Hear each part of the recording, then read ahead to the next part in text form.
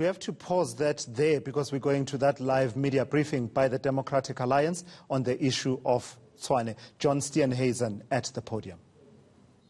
This judgment has now given the DA a green light to immediately reinstate our government in Tshwane so that we can roll up our sleeves and do what we were elected to do by the people of Tshwane, which is to serve the residents of South Africa's capital and to bring the DA difference to South Africans.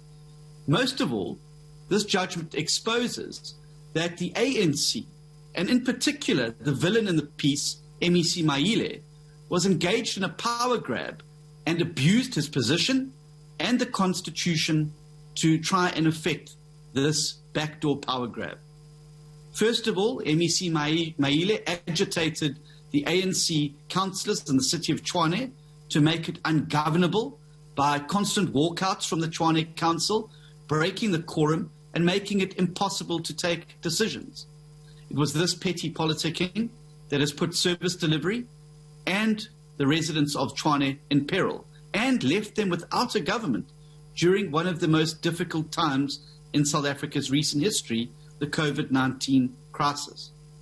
After having achieved that goal, the provincial ANC government put the city back under ANC administration. The Supreme Court decision once again exposes the strategy for what it is: another abuse of the Constitution and a blatant power grab that has only sought to undermine the democratic will expressed by the voters of Tshwane. Now, this judgment is not only crucial for the residents of Tshwane municipality, but it is far wider than that. It is crucial for democracy in South Africa, because it has laid bare the very desperate and extreme lengths to which the ANC will go to try and circumvent democratic processes and the Constitution, and to use their own governments and abuse the courts to cling to power in instances where they have clearly lost the trust of voters at the ballot box. The residents of Tshwane made it very, very clear in 2016 that they no longer wanted to live in an ANC-governed metro. And the Democratic Alliance has fought tooth and nail to uphold their wishes and make sure that the voices of those residents are heard. We and our team in Tshwane are now ready to get back to work, serving the residents of the city with clean, efficient, and innovative government under the DA's banner. I want to urge all residents of Tshwane and each and every South African across the country to note that these sorts of power grabs will only continue should metros and municipalities remain governed by coalition governments in which the ANC holds large shares of the vote. It is imperative that voters ensure that they give, in the upcoming local government elections, the DA an outright majority in metros and municipalities across the country, so that we can be given a clear and unquestioned mandate to bring the DA difference to the people of South Africa. Now, more than ever before, we must rally behind the DA to push through clear blue majorities to bring the change that Tshwane and South Africa so desperately needs. The events of the past few months have shown that the ANC at a provincial level cannot be trusted with ensuring good governance, nor with respecting the will of the people. This important precedent will set a very clear marker to the local government elections next year, when many more municipalities are going to fall out of ANC control but remain in under ANC-controlled provincial administrations. This judgment will assist us in ensuring that never again are ANC power grabs to be launched via the back door anywhere in South Africa, and we will continue to ensure that democracy and the rule of law will always prevail. I end where I started, in paying tribute to the hardworking men and women of the DA Tshwane caucus, who, during very difficult times, have stood by their residents, stood by their citizens, and stood by the mandate that was given to them, and have discharged their duties without fear, without favour, and with absolute distinction. I could never be prouder of a caucus in the country as I'm proud of our DA Tshwane team, and I wish them well as we get back into government and start to make the difference that Tshwane needs to get it moving forward again. Thank you very much, Mike.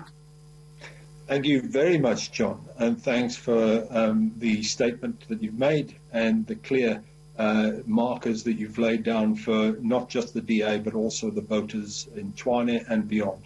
I would ask Randall, the mayoral candidate for the DA in Tshwane, to say a couple of sentences, and then I'll give an opportunity to Mpho Mahlape, who's the DA's regional chairperson, to also say a couple of sentences.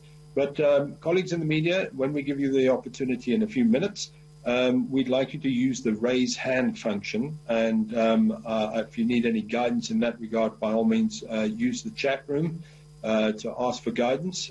But we presume that you've used Zoom quite often in the last 7 or 8 months, and you will be very familiar with it. So, Randall, over to you. Thank you, Mike. I'll just say a few sentences. Hopefully we can provide more information once we get the questions from the journalists. I was quite surprised by this judgment, not in the fact that the appeal of the Gauteng provincial government was dismissed, but rather the issues that the judgment addressed. The judgment did not only say that the main judgment that was granted in the DA's favour in April should be implemented immediately, and that Section 18.3 application that we brought was correctly granted. But it also went further. It looked at the merits of the issues that were addressed in the main judgment and confirmed that those merits in the main judgment of April were addressed correctly.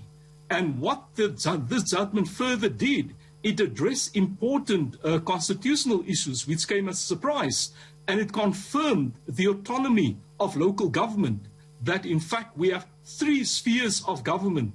Although the 3 spheres of government are interdependent, they are in fact autonomous and independent, and that only in exceptional circumstances may a provincial or national government intervene in local government, and that was made clear.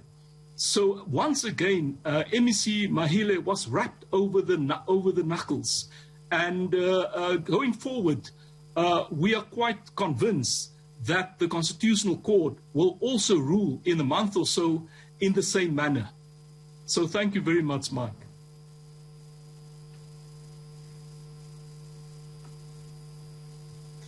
Thank you very much, Randall. And then Mpho Mahlape. Mpho? Thank you, Mike. From my side, is just to thank the DA councillors for the hard work that they've been keeping up during a very trying and very emotional period in our political careers. And I shudder to think, Mike, what would have happened had the DA councillors not continued to serve the residents of Tshwane, because the administrators did not have any systems in place during this period.